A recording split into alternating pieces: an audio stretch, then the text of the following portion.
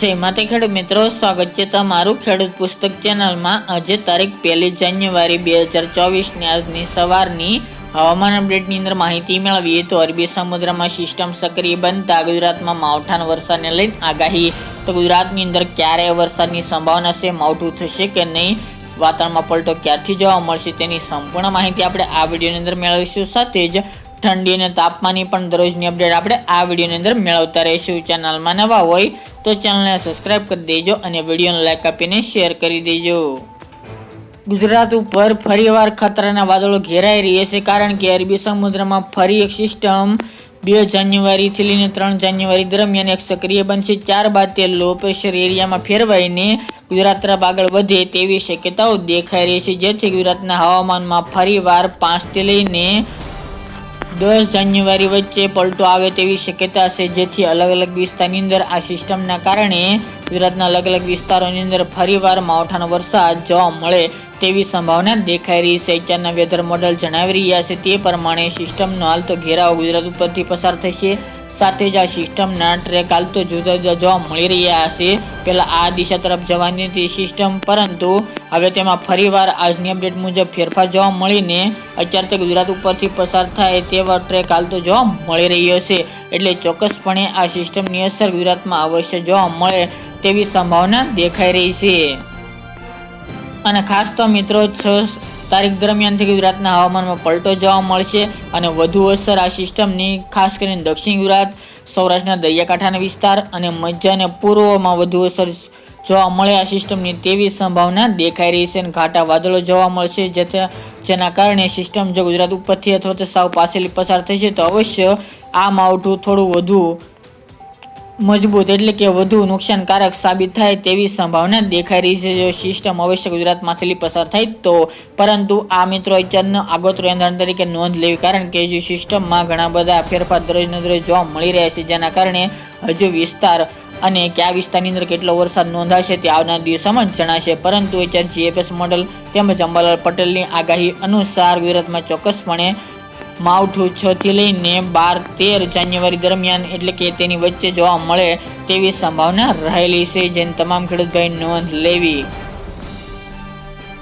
જેમાં વરસાદની મિત્રો વાત કરીએ તો સિસ્ટમનો ટ્રેક બદલાય એટલે વિસ્તારમાં પણ વધઘટ જોવા મળશે, એટલે કે અલગ અલગ જોવા મળી શકે છે। 6-7 દરમિયાન અમુક વિસ્તારની અંદર છાંટસૂટ જેવો વરસાદી માહોલ જોવા મળી શકે છે, જેમાં સૌથી પહેલા વલસાડ જિલ્લો, સુરત, નવસારી, તાપી, વ્યારા, આહવા, ડાંગ, વાસંદા, બિલીમોરા, સિલવાસ જે મહારાષ્ટ્ર લાગુ બોર્ડર છે, વાપી છે, કપરાડા, ભવનાથ, અંબોશી, વાસંદા, વધઈ, વાની, કપરાડા તેમજ બોર્ડર જે મધ્યપ્રદેશ મહારાષ્ટ્ર બોર્ડર લાગુ વિસ્તાર ગ્રામ્ય વિસ્તારની અંદર સૌથી પહેલા વાતાવરણમાં પલટો જોવા મળશે અને હળવા સામાન્ય વરસાદની એન્ટ્રી થાય તેવી સંભાવના રહેલી છે।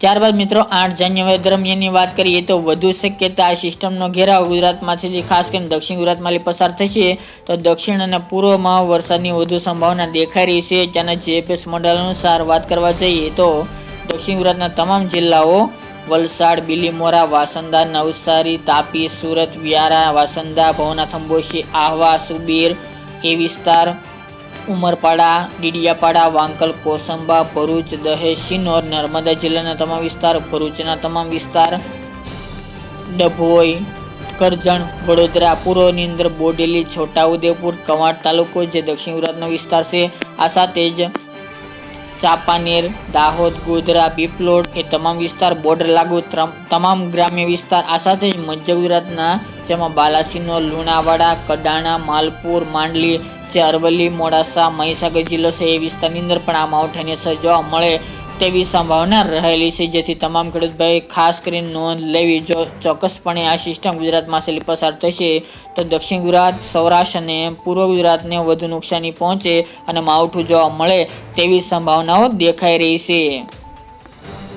તો આ રીતે ગુજરાતની અંદર વાદળોનો ઘેરાવો 6-7 જાન્યુઆરીથી જોવા મળે તેવી સંભાવના રહેલી છે, જેના કારણે સૌરાષ્ટ્રના વિસ્તાર, દક્ષિણ ગુજરાત, મધ્ય પૂર્વ અને ઉત્તરના પણ અમુક વિસ્તારની અંદર વાતાવરણમાં પલટો જોવા મળી શકે છે, જેની તમામ ખેડૂતભાઈ નોંધ લેવી। તો ચોક્કસપણે આ માવઠું થશે તો ગુજરાતના રવિ પાકને ખાસ કરીને ધાણા, જીરું, ચણા વગેરે જેવા પાકોને ભારે નુકસાની પહોંચે તેવી સંભાવના પણ સેવાઈ રહી છે। હવે મિત્રો વાત કરીએ તો ઠંડી અને તાપમાનની, મિત્રો શિયાળો ચાલી રહી છે, પરંતુ વાતાવરણમાં અનેક ફેરફારો જોવા મળી રહ્યા છે અને ખાસ કરીને અલીનોની અસર શિયાળા ઉપર જોવા મળી રહી છે. જ્યારે ફરીવાર રાત્રિના તાપમાનમાં ફેરફાર જોવા મળી રહી છે. રાત્રે દરમિયાન ગરમી જોવા મળી રહી છે, એટલે કે તાપમાન ફરીવાર ઊંચું જોવા મળી રહ્યું છે, જે ઘટવાને બદલે જાન્યુઆરીની શરૂઆત થઈ છે, છતાં પણ હજુ ખેડૂત ભાઈઓને ઠંડી માટે રાહ જોવી પડે તેવી સંભાવના દેખાઈ રહી છે, કારણ કે એક વેસ્ટર્ન ડિસ્ટર્બન્સ પસાર થયું છે, તે પણ મજબૂત ન હતું. સાથોસાથ અરબી સમુદ્રમાં પણ એક સિસ્ટમ બનવાની છે, જેની સીધી અસર ગુજરાતમાં શિયાળા દરમિયાન એટલે કે ઠંડીમાં પડે તેવી સંભાવના રહેલી છે. આવનાર દિવસોની વાત કરીએ તો 5 જાન્યુઆરી સુધી ગુજરાતનું રાત્રિનું તાપમાન 15 થી લઈને 20 ડિગ્રી વચ્ચે ચાલે તેવી સંભાવના રહેલી છે. જે આપણે વાત કરતા હતા તેમાં પણ હાલ તો સુધારો જોવા મળ્યો છે, એટલે કે તાપમાન વધારે જોવા મળે તેવી સંભાવના રહેલી છે. હાલ તો કડકડતી ઠંડી નહીં જોવા મળે. ખાસ તો કચ્છનું તાપમાન 17 ડિગ્રી આજુબાજુ રહેવાની સંભાવના છે. 4-5 જાન્યુઆરી દરમિયાન ઉત્તર ગુજરાતમાં થોડું તાપમાન 15 ડિગ્રી કરતાં પણ નીચું સાબરકાંઠા, બનાસકાંઠા, પાટણ, મહેસાણા અને અરવલ્લી જિલ્લાની અંદર જોવા મળશે. જ્યારે અમદાવાદ સહિતના વિસ્તારની અંદર 15-16 ડિગ્રી તાપમાન, પૂર્વની અંદર 15-16 ડિગ્રી, જ્યારે દક્ષિણ ગુજરાતમાં પણ 18 ડિગ્રી સેલ્સિયસ વચ્ચે તાપમાન ચાલી શકે છે. સૌરાષ્ટ્રનું તાપમાન પણ 15 થી લઈને 18 ડિગ્રી વચ્ચે ચાલે તેવી સંભાવના રહેલી છે. જ્યારે બપોર દરમિયાનનું તાપમાન પણ 30 ડિગ્રી આજુબાજુ રહેવાની સંભાવના દેખાઈ રહી છે. સૌરાષ્ટ્ર હોય કચ્છમાં 25 ડિગ્રી આજુબાજુ, જ્યારે ઉત્તરમાં પણ 25-26 ડિગ્રી આજુબાજુ, મધ્ય અમદાવાદ સહિતના વિસ્તારની અંદર 28 ડિગ્રી સેલ્સિયસ, જ્યારે દક્ષિણમાં પણ 30-29 ડિગ્રી સેલ્સિયસ સુધી તાપમાન જોવા મળે તેવી સંભાવના દેખાઈ રહી છે. તો હાલ ખેડૂત ભાઈઓને ફરીવાર ઠંડી માટે રાહ જોવી પડે તેવી સંભાવના રહેલી છે. આ વર્ષે ઠંડી ગાયબ જ થઈ ગઈ એવો માહોલ પણ જોવા મળી રહ્યો છે. આ માવઠાની સંભાવનાને કારણે અને સિસ્ટમ બનવાને કારણે ચોક્કસપણે ઠંડી જો સાવ ગાયબ થઈ જશે તેવી પણ સંભાવના દેખાઈ રહી છે. જો માવઠાની અસર નહીં જોવા મળશે તો અવશ્ય ઠંડીમાં વધારો થઈ શકે છે. તો મિત્રો, આ અત્યારની વહેલી સવારની અપડેટ. ફરી એક નવા વિડીયો સાથે મળીશું.